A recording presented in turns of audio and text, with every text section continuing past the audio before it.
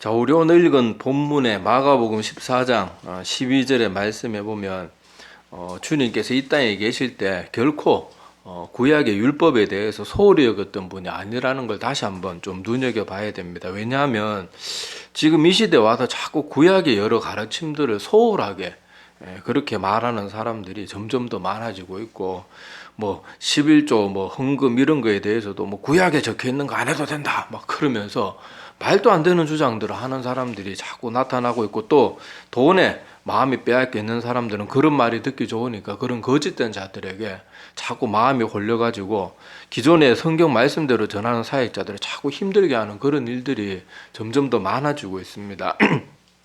자, 오늘 말씀해 보면 여러분 알다시피 그 하나님께서 이스라엘 백성들을 이집트에서 430년간 종살이를 하고 있었죠. 그때 하나님께서 모세를 세워가지고 10가지 재앙으로 이집트에서 그렇게 그 백성들을 탈출시킬 때, 그때 마지막 장자의 재앙 때 유월절을 하나님이 제정하셨잖아요. 그래서 앞으로 너희들이 이곳을 나가서도 너희들이 민족을 이루게 되면 이것을 하면서 너희들이 나를 기념해야 된다. 너희들이 한때 종되었던 이집트 땅에서 하나님의 능력으로 그곳을 벗어나왔던 것을 너희들이 잊어서는 안 된다. 그래서 하나님이 직접 이 유월절 절기는 지정해 주셨어요.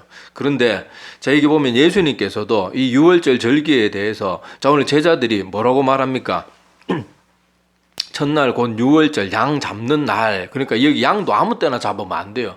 잡는 날이고 잡는 시간이 있어요. 막 새벽 중에 잡고 이러면 안 되고 그 정해진 날 정해진 시간에 잡아야 되는데, 자, 그런 것들에 대해서 제자들이 묻거든요.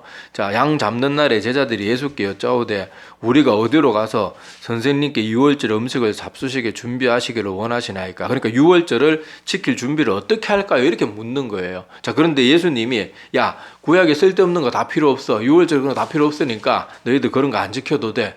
그런 식으로 무시한 게 아니고 예수님이 뭐라고 말합니까? 자, 제자들 중에 13절에 보면 둘을 보내면서 앞으로 어떻게 해야 될 일들이 일어날지를 세세하게 다 가르쳐 주시고, 또 여기 보면 어떤 사람이 아마 천사를 통해서든지 아니면 환상을 통해서든지 우리 고넬료가 베드로 만났을 때 기도 중에 뭐 하나님께서 알게 해주셨든지 뭐 그건 알 수 없지만은 하나님께서 예비하신 사람들을 딱딱 만나게 됩니다. 그래서 성내로 들어가면 물 한 동이를 가지고 가는 사람을 만나게 되고, 자, 그 사람을 어디든지 따라가가지고 그가 들어가는 그 집 주인에게, 14절에 보면 그가 들어가는 그 집 주인에게 이르되 선생님의 말씀이 내가 내 제자들과 함께 유월절 음식을 먹을 나의 객실이 어디 있느냐, 그렇게 말하라고 말까지 다 가르쳐 주세요. 그러면 그 사람이 어떻게 반응하는가 하면 15절에 보면, 자, 분명히 이 사람이 이걸 미리 알고 있었다는 거 알 수 있는 게 뭔가 하면, 자, 15절 보면 그리하면 자리를 펴고 준비한 큰 다락방을 보이리니. 그러니까 제자들이 이 사실을 모르지만은 예수님은 이미 자기의 백성들을 통해서 어떤 방법으로 알게 하셨는지는 뭐 여기 안 적혀 있으니까 우리가 궁금해할 필요는 없지만은, 하여튼 하나님께서 이 모든 것들을 다 예비하시고 심지어 그 유월절을 지킬 그런 장소까지 다 완벽하게 준비하고 계시는 걸 볼 수가 있습니다. 자, 그래서 이 오늘 12절에서 16절의 짧은 이야기 속에 들어있는 여러 가지 교훈들을 그렇게 몇 가지 살펴보려고 합니다. 아까 제가 말씀드린 것처럼 예수님이 이 땅에 오셔가지고 율법을 절대로 소홀하게 여기고 함부로 취급하지 않으셨어요. 그래서 마태복음 5장 17절에 보면 예수님이 직접 이렇게 말한 말씀이 있습니다. 자, 제가 읽어드릴 테니까 찾지는 말고 들어보세요. 내가 율법이나 선지자를 폐하러 온 줄로 생각하지 말라. 폐하러 온 것이 아니요 완전하게 하려 함이라. 그러니까 예수님이 이 땅에 오셔가지고요, 구약에 하나님이 가르쳐 주신 여러 율법들을 망치고 이거 다 필요 없으니까 너희들 이런 거에 대해서 너무 집착하지 마, 이렇게 하려고 한 게 아니에요. 율법의 바른 정신을 가르쳐 주고 사람들이 불완전하고 잘못 알고 있었던 율법에 대해서 완전하게 알도록 하기 위해서 하신 거예요. 특히 제사법과 관련해서는 여러분 사람들이 죄 지을 때마다 계속 소나 양을 잡아 바쳐야 되는데, 그렇다고 사람이 저거 근본적으로 용서 안 되잖아요. 근데 예수님이 어떻게 하셨어요? 자기를 영원한 제물로 내어드리면, 요건 뒤에 또 좀 더 자세히 또 알아보겠습니다. 내어드리면서 영원히 제사를 완성시킨 거예요. 제사 제도를 폐한 게 아니고. 사람들은 자꾸 무슨 말만 하면 예수님이 제사 제도고 뭐고 구약의 모든 것들 다 폐했다. 자꾸 사람들이 그렇게 말해요. 예수님이 직접 이렇게 말한 거예요. 내가 율법이나 선지자를 폐하러 온 줄로 너희도 생각하지 마라. 나는 완성시키러 온 사람이지 폐하러 온 사람이 아니다. 예수님이 직접 그들이 오해하지 않도록, 우리 인간들이 이해하지 않도록 그렇게 말씀하신 거예요. 그러면 어떤 사람은 뭐 예수님이 안식일날 병 고친 건 그거 잘못된 거 아닙니까? 그거는 바리새인들의 주장이죠. 자, 구약 성경에 보면 안식일을 범하지 마라 그럴 때 하나님이 뭐 하지 마라 그랬어요? 아예 안식일은 손 하나도 까딱하지 마라 그런 게 아니고 자기 뭐 이익이나 유익을 위해 노동하는 걸 금한 거지. 안식일날 너희들 손 하나도 깜짝하지 말고 침상에 딱 누워가지고 물도 먹지 말고 쫄쫄 굶어라 그런 식으로 한 게 아니거든요. 자, 그래놓고 정작 바리새인들은 성경에 보면은 자기들의 소나 양이 안식일에 구덩이에 빠지면 어떻겠다고 나옵니까? 아니, 고민도 안 하고 가서 구했거든요. 그거는 여러분 예수님이 말씀 한마디로 사람을 고치는 거하고 그 사람들이 가서 낑낑거리면서 혼자 소나 양을 꺼낼 수 있겠어. 소 같은 거는 뭐 혼자 못 꺼내잖아요. 동네 사람들 불러가지고 뭐 줄을 묶어서 꺼내든지 낑낑거리면서 어느 게 더 노동이냐고요.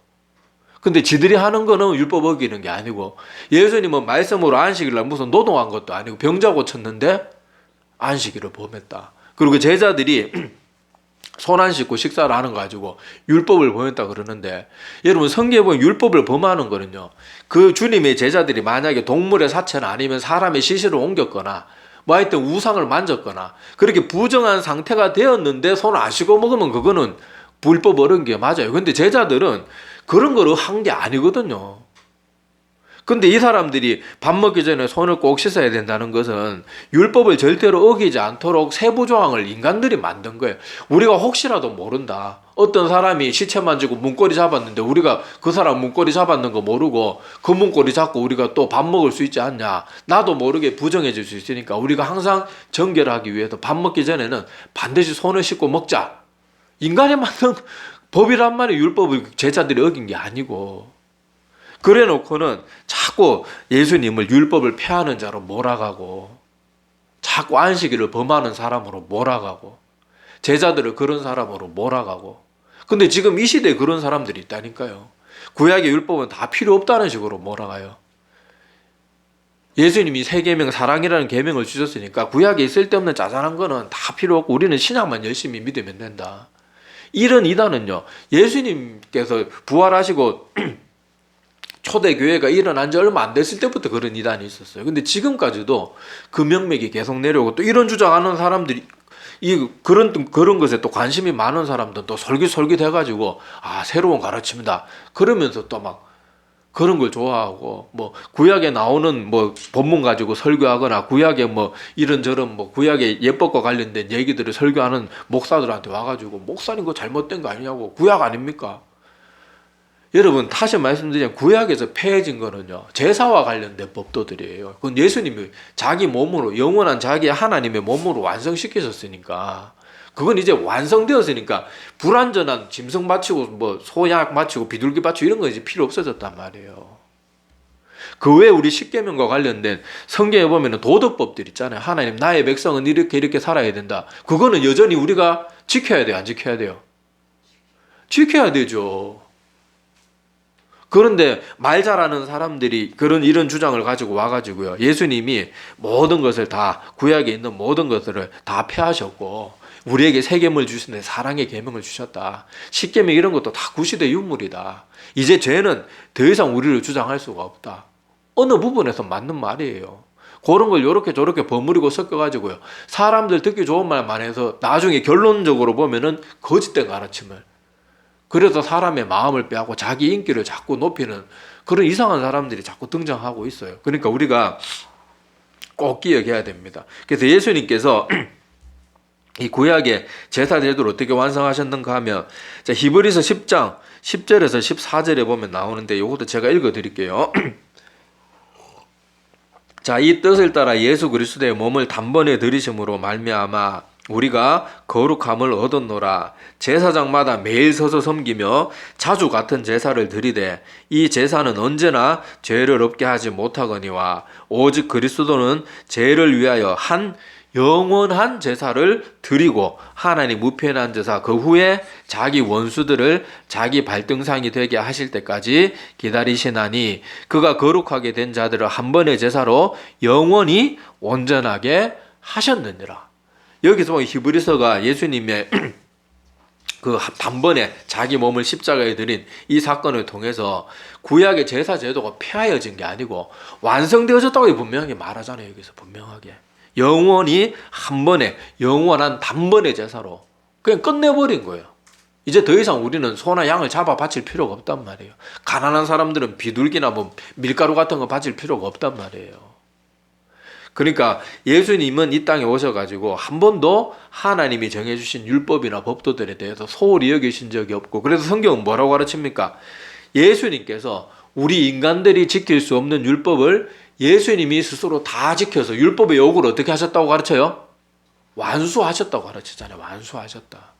우리 인간은 아무도 율법 완벽하게 못 지킵니다. 실수라도 어기게 되어 있어요. 그런데 우리는 할 수 없는 그것을 예수님이 이 땅에 오셔가지고 하나님 율법을 철저하게 지키고, 예수님이 성경 기록에 율법 어겼다는 말이 어디 있어요? 그대로 지키시고 다 완수하고, 심지어 우리 인간들은 겉으로는 잘 지켜도 마음은 그렇지 않을 수 있어요. 말라기 보면 하나님의 백성들이 하나님 앞에 제물 바치면서 마음속으로 어떤 생각합니까? 아이고 귀찮아라, 이거 맨날 해야 되나, 뭐 이거 한다고 제가 씻기나, 아이고 이거 왜 맨날 해야 되나, 그런 마음으로 겉으로는 막 경건한 척하면서 막 두 손 들고 하지만은 마음속으로 안 그랬거든요.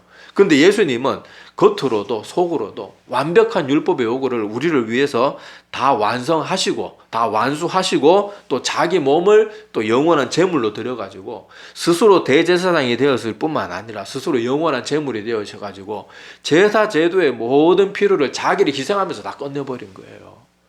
그게 폐하여진 게 아니고 뭐라고요? 완성된 거예요. 완성된 거. 그러니까 오늘도 유월절을 그 구약의 법도대로 지키는 이 예수님의 모습을 보면서 여러분들이 정신 바짝 차리고 있어야 돼요. 점점 더 그런 사람 많아집니다. 요새 구약에 나오는 것들 안 지켜도 된다고 자꾸 이상한 말 하는 사람들, 그런 사람들 자꾸 나타나고 있는데 정신 바짝 차리셔야 돼요. 어떤 사람은 또 반대의 사람들도 있더라고요. 우리가 구약에 하나님께 제사 드렸는데 우리도 소고기 이런 거 사가지고 태워 바쳐야 된다. 제사는 끝났다니까요. 근데 그런 주장하는 사람들이 되게 신령하게 여기더라고요. 목사님, 제가 전에 어떤 사람 설교를 들었는데, 야, 그분이 우리도 하나님께서 향기로운 제물 바쳐 올리는 게 그게 뭐 나쁠 게 있겠냐고 막 그렇게 얘기하는데 맞는 것 같습니다. 우리도 막 이거 뭐 소고기 하나 소 한 마리 사가지고 한번 태워 바치고 이런 뭐 이벤트를 한번 해야 돼. 제사는 끝났다는 게 예수님이 완성하셨다니까요. 그리고 사람들은요, 성경이 우리에게 주어진 말씀들은 들으면 솔깃솔깃해하지 않고, 그런 사람들이 그럴듯한 성경 말씀의 일부분만 뜯어가지고 성경 전체를 가지고 말하는 게 아니고, 사람들 귀에 듣기 좋고 눈에 보여줄 만한 무언가 끌어와가지고 새로운 것처럼 딱 주장하면 뭐 거기 자꾸 마음이 빼앗기는 거야. 목사님, 저분 정말 신령한 것 같아요. 저분은 돼지고기도 안 먹고요, 장어 같은 것도 안 드신대요. 막 신령한 것처럼. 아이고, 신학에 다 나오잖아요. 이방인들이 그런 것들 때문에 너무 걸림이 되니까 뭐 금지하라고요? 음행과 몸매어 죽인 거, 피 이런 것만 금지하고 나머지는 우리에게 허용하셨단 말이에요. 성경에 다 이미 답을 줬는데도 성경에 답은 사람들이 하나도 솔깃솔깃해하지 않고, 그런 사람들 나가지고 저는 돼지고기 안 먹습니다. 전 장어도 안 먹고요, 비늘 없는 고기 안 먹습니다. 막 그러면 저분 정말 선지자 같아. 선지자는 무슨 선지자야? 말씀대로 안 사는데 거짓 선지자죠. 그러니까 말씀을 알아야 우리가 분별할 수 있는 거예요.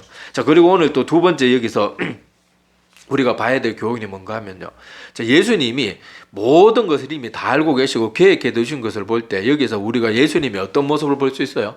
하나님 되심을 볼 수 있는 거예요. 그리고 예수님 안에서는 시간이나 이런 것들이 우리는 앞으로 무슨 일이 일어날지 모르잖아요. 며칠 전에 또 화재로 또 뭐 어디 홈쇼핑이란다, 무슨 쇼핑센터인가 어디 사람들 또 죽었잖아요. 우리가 앞일을 알면 그런 일이 왜 일어나겠어요?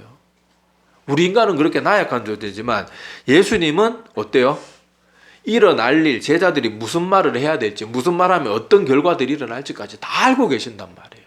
하나님은 시간과 공간, 이런 것도 우리 인간이 생각하는 그런 제약에 빠지는 존재가 아니에요. 우리가 이게 우리의 머리로는 우리가 한계가 있어가지고 잘 이해가 안 되지만, 하나님은 시공간을 넘나들 수 있는 분이란 말이에요. 그걸 창조한 분인데 뭐 시공간, 과거, 현재, 미래가, 우리는 앞으로 무슨 일이 일어날지 모르지만 하나님은 다 알고 계시는 것을 통해서 여기서 다시 한번 예수님은 이 땅에 우리와 똑같은 인간의 몸을 입고 오시고 십자가에 달려 고통받으시고 죽기까지 하셨지만 또 한편으로 어떤 분이라는 거예요?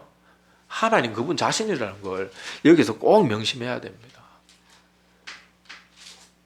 그 기독론 제가 한 번씩 말씀드리잖아요. 삼위일체는 성부, 성자, 성령 하나님이 한 하나님이다. 요 한 문장. 그리고 기독론은 예수 그리스도는 참 인간이고 참 신이다. 참 하나님이다. 이게 기독론이에요.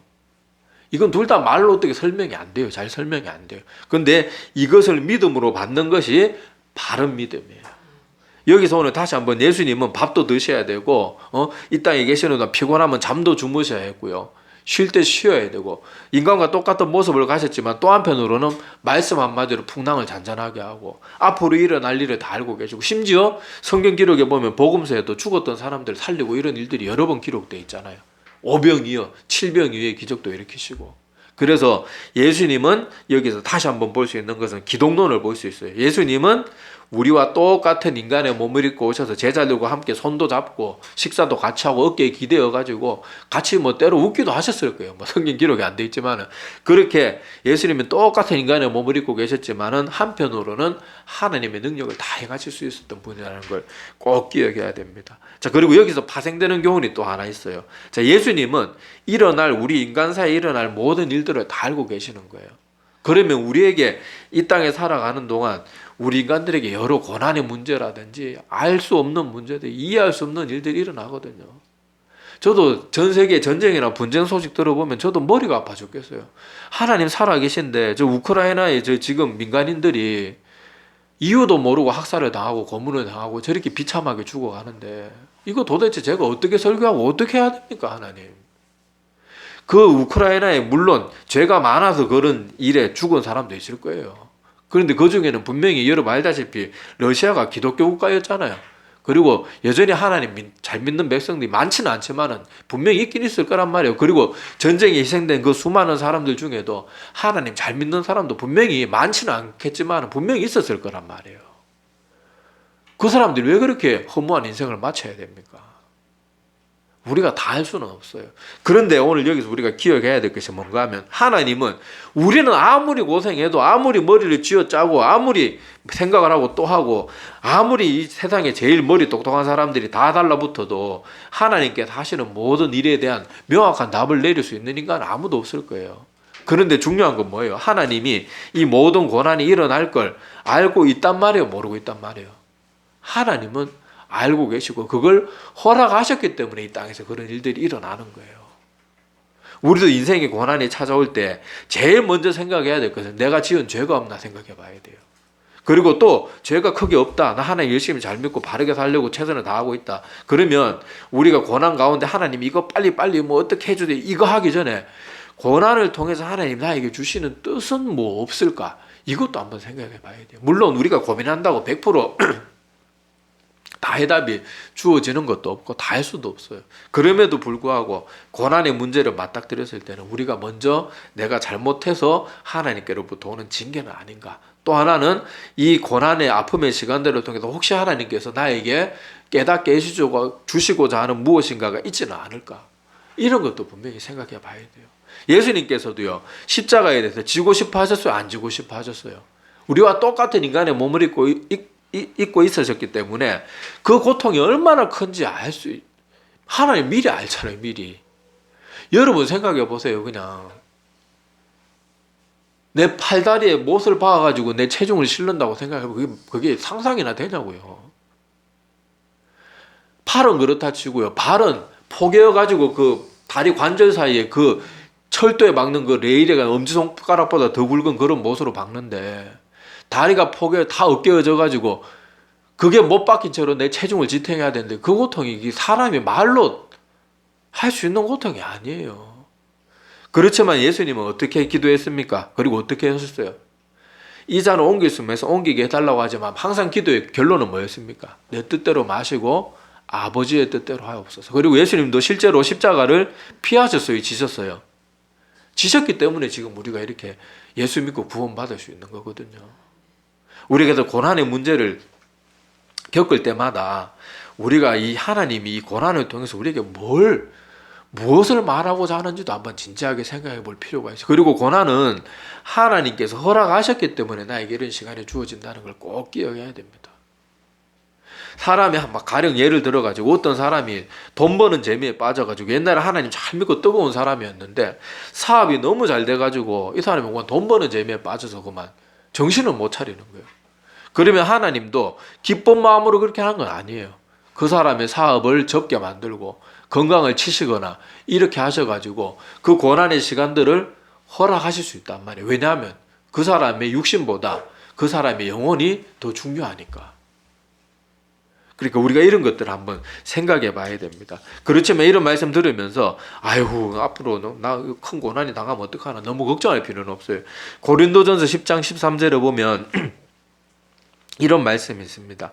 사람이 감당할 시험 밖에는 너희에게 당한 것이 없나니 오직 하나님은 미쁘사 너희가 감당치 못할 시험 당함을 허락지 아니하시고 시험 당할 즈음에 또한 피할 길을 내사 너희로 능히 감당하게 하시느니라. 그래서 하나님께서 이 말씀을 보면은 우리 인간들 각자가 어떤 한계치가 있을 거 아니에요. 그거에 맞도록 하나님께서 고난을 허락하시고 또 피할 길을 내어주시기도 한다는 것을 우리가 기억해야 됩니다. 그래서 우리가 고난당해서 너무 힘들 때 물론 제가 어떤 말을 하고 어떤 위로의 말을 해도 위로가 안 된다는 거 압니다. 정말 큰 고난과 힘든 문제를 당하면요. 누가 무슨 말해도 귀에 하나도 안 들어와요. 자기 가슴이 지금 너무 아프니까. 그런데 그럼에도 불구하고 기억해야 될 것은 고난의 시간들, 예수님도 겪으신 이 고난의 모든 시간들을 통해서 하나님께서 분명히 우리를 통해 뜻하신 말은 분명히 있다는 것을 우리가 늘 기억해야 됩니다. 이것을 붙들고 하나님 이 고난을 이겨낼 수 있는 힘을 주십시오. 그리고 무엇 때문에 하나님이 이 고난을 주시는지 제가 깨달았으면 좋겠습니다. 이런 기도들을 할 필요가 분명히 있습니다. 그래서 그 시간들을 잘 이겨내야 되고 또 하나님께서는 우리 인생 가운데 이런저런 고난이나 아픔의 시간들 앞으로 일어날 일을 다 알고 계심에도 불구하고 그런 일들을 허락하시는 이유가 전도서 7장 14절에 보면 이렇게 또 가르침이 있어요. 형통한 날에는 기뻐하고 공고한 날에는 생각하라. 하나님이 이 두 가지를 병행하게 하사 사람으로 그 장래 일을 능히 헤아려 알지 못하게 하셨느니라. 하나님께서 우리 인생 가운데 좋은 일도 심어두시고 아픈 일도 심어두신대요. 왜 그렇게 하는가 하면 사람이 능히 자기의 미래의 모든 일을 짐작해가지고 함부로 살지 못하도록 하나님만 의지하고 우리가 미래를 모르니까 하나님만 더 온전히 의지하도록 하기 위해서 하나님께서 우리 인생 가운데 좋은 일, 슬픈 일, 기쁜데 또 아픈 일 이런 것들 그런 것들을 곳곳에 군데군데 심어 두셔가지고 우리 인생이 항상 좀 잊을만 하면 정신 차릴 수 있도록 그렇게 하나님께서 일하시기도 한다는 것을 우리가 꼭 기억해야 됩니다. 자, 그래서 예수님이 오늘 여기 앞으로 일어날 일들을 다 알고 계시는 이런 예수님임에도 불구하고 예수님은 십자가 질 일도 다 알고 계셨지만은 다 묵묵히 완수하셨어요. 자, 여기서 예수님의 신성되심을 하나 알아야 되고 하나님 되심을 알아야 되고 또 하나님께서는 고난이 올 것을 아시면서도 아버지의 뜻이 더 중요하기 때문에 그 고난의 시간을 능히 감당해내신 것도 기억해야 됩니다. 자, 그리고 마지막으로 여기서 하나 또 기억해야 될 것은 여기 예수님께서 제자들 외에도 여기 보면 하나님께서 사람들을 준비해 두시잖아요. 그죠? 여기 보면 물 한 동이를 지고 가는 사람, 그리고 그 사람 따라 들어가면 그 집 주인이 이미 다락방을 다 준비까지 청소하고 유월절을 거룩하게 지킬 수 있도록 준비까지 다 해놨어요. 그리고 아까도 말씀드렸지만은요, 유월절 양은요, 이게 그냥 사람들 잡고 싶을 대로 대충 잡고 그게 아니라니까요. 그 정한 시간에 정한 날에 딱 잡아가지고 그 정결 예식들 다 하고 그렇게 좀 복잡한 방법들이 있어요. 그리고 뭐 여러분 구약 성경에 보면 알겠지만은 짐승 잡을 때도 다 뭐 이렇게 내장하고 이런 거 뭐 다 상세하게 뭐 이렇게 하는 거예요. 그런 식으로 잡아야 된단 말이에요. 자, 그런 모든 것들도 하나님께서 제자들은 주님과 함께 다니기 때문에 이 예비하신 이 사람을 통해서 그 모든 것을 지킬 수 있도록 다 예배해 두신 거예요. 다 예배해 두신 거예요. 그래서 여기서 우리가 또 하나 기억해야 될 것이 뭔가 하면 주님께서는 우리 인생 가운데 모든 또 이런 일들 앞으로 모든 일어날 일들에 대한 여러 준비를 해 두실 수 있는 분임을 기억해야 됩니다. 뭐 훌륭한 목회자분들이 이렇게 간증이나 이런 것들 들어보면은 그분들도 다 젊었을 때 처음 시작할 때 이럴 때는 막 한 10년, 20년씩 막 죽을 고생 하잖아요. 그리고 맨날 뻑하면은 내가 계속 해야 됩니까? 포기하려고 수도 없이 작정했다가 그래도 또 하나님 힘 주셔가지고 또 근데 참고 그렇게 하나님 뜻에 순종하다가 보면 어느 날 기가 막힐 사람들을 붙여주시고 기가 막힐 곳으로 인도하시고 하나님 그렇게 해주시는 거예요. 그 전까지는 하나님이 그 사람을 보시는 거예요. 얼마나 책임감 있는지, 얼마나 순종하는지, 얼마나 하나님을 의지하고 믿고 신뢰하는지. 그런데 하나님 한번 뻥 터져주기 시작하면요, 그냥 쉽게 다 열리는 거예요. 여기 보세요. 제자들은 지금 예수님하고 계속 다니느라고 그 양 잡는 날 뭐 또 양 사고 이렇게 할 그게 없어요. 예수님은 뭐 아침부터 저녁까지 병자 고치고 말씀 전하고 이러는데 그거 할 시간이 어디 있겠어요. 그런데 하나님께서 지금 주님을 따라다니지는 않지만은 경건한 사람들을 통해서 환상을 보여주셨는지 뭐 환청을 들리고 뭐 알 수 없지만은 하여튼 하나님의 방법으로 모든 걸 다 예비한 사람을 준비시켜 두신단 말이에요. 그래서 우리가 지금 모든 일이 내 인생이 내 뜻대로 잘 되지 않고 지금 어디로 가야 될지도 잘 모르겠고 힘들고 어렵고 복잡한 일이 있을 때라도 오늘 이 본문의 말씀을 기억하세요. 하나님께서 기가 막힐 방법으로 사람들을 예비해 두시고 사람들을 붙여주시고 또 우리가 생각지도 못한 꼭 사람뿐만이 아니라 뭐 장소라든지 이런저런 것들도 하나님께서 그냥 뭐 사람들 뭐 외국인들 보면 이렇게 손가락 딱 하듯이 그렇게 한번 딱 하나님이 허락만 하시면 그냥 다 되는 거예요. 그러니까 우리가 이런 것들을 기억하면서 지금 아픔의 시간들 때문에 자꾸 포기하고 싶고 막 함부로 살고 싶고 이런 마음 가운데 빠져 있는 사람들은 오히려 그런 마음이 들수록 더 하나님 붙들어야 돼요. 더 붙들고 더 기도하고 내가 이런 고난과 끝도 없는 힘든 시간들 때문에 내 마음이 막 흔들리려고 할 때 그때가 더 하나님 붙들어야 된다는 것을 꼭 기억하고 우리가 잘못된 곳에 내 마음을 잡고 나 삐뚤어질 테야 뭐 이런 식으로 이상한 쪽으로 나가지 말고 지금 내가 내 마음도 추스르기 힘들고 솔직히 막 지금 아무것도 하기 싫고 그냥 막 사람 그러는 거 있잖아요. 몸도 마음도 너무 힘들고 지치면요 막 밥도 먹기 싫고 아무것도 하기 싫어요. 그냥 방바닥에 퍼질러 앉아가지고 막 소리나 지르시고 근데 그런 거에 굴복하면 안 되고 계속 하나님 그때 더 의지하고 자꾸 자기 자신을 그렇게 사도 바울이 보니까 뭐라고 말하는가 하면요 자기 자신을 쳐서 복종시켰다 그래요. 하나님을 따르는 길은요 쉽고 평안하고 즐겁고 복된 길도 있지만은요 때로는 사도 바울처럼 자기 자신을 막 쳐서 복종시켜야 되고 피눈물이 흐르는 일들도 있을지 몰라요. 물론 우리 목사들은 성도들이 그런 일 겪지 않고 항상 탄탄대로를 걷고 평안하게 모든 신앙을 잘하게 해달라고 늘 기도하지만 그렇다고 목사가 그렇게 기도 하나님의 뜻이 그렇지 않으면 우리가 어쩔 수 없거든요. 그런데 하나님이 그런 시간들을 두실 때 예수님을 기억하세요. 예수님은 미리 일어날 모든 고통의 일들을 다 알고 계셨지만은 그래도 계속 기도함으로써 자기의 생각대로 기도한 게 아니고 자기의 뜻을 아버지의 뜻에 맞춘 거예요. 우리는 고난당하면 맨날 벗어나게 해주세요. 나 힘들게 하는 저것들 막 하나님께서 다리 몽댕이로 또 불러주세요. 어떤 목사들도 그렇게 기도하고 솔직한 기도라고 막 그렇게 뭘 그렇게 기도해요. 막 그런 마음 들어도 아이고 하나님 내 이런 마음 가지면 안 되는데 저 사람 솔직히 내 감정적으로는 축복 안 되는데 그래도 제가 그냥 건성으로라도 축복합니다. 그렇게 기도해야지 뭘 또 다리 몽댕이를 또 불러주세요. 그건 하나님 기뻐하시는 기도 아니에요. 철없는 기도고 물론 기도 안 하는 것보다 낫겠지만 자 그래서 우리가 이런 오늘 예수님의 모습들을 기억하면서 예수님은 우리를 위해서 모든 걸 다 알고 계신다는 이 하나를 항상 기억하세요. 내 고난을 내 아픔을 모르고 계시는 게 아니다. 내가 다 알 수는 없지만은 하나님 분명히 나에게 뜻한 바가 있어서 이 고난을 허락하셨다. 이것을 꼭 기억하시기를 바랍니다. 기도드리겠습니다.